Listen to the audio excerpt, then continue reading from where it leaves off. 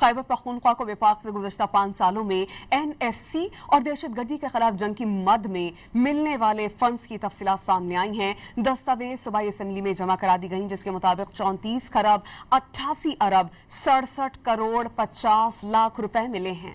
इस बारे में जानते हैं डॉन न्यूज़ के नुमाइंदे आरिफ हयात से। आरिफ, क्या तफसीलात मजीद सामने आई हैं दस्तावेजात में? जी बिल्कुल, अगर हम मजमूई तौर पर देखें गुज़श्ता 5 सालों में तो वफाक के सूबे को 34 खरब 88 अरब 67 करोड़ 50 लाख रुपए मिले हैं। इसमें जो दहशतगर्दी के खिलाफ जंग की मद में सूबे को वफाक से 3 खरब 74 अरब 22 करोड़ 40 लाख रुपए मिले हैं, जिसमें NFC के मद में सूबे को 31 खरब 14 अरब 45 करोड़ रुपए मिले हैं। सूबे को सबसे ज्यादा फंड है तो माली साल 2025-2024 में 10 करोड़ 42 अरब 85 करोड़ रुपए मिले हैं।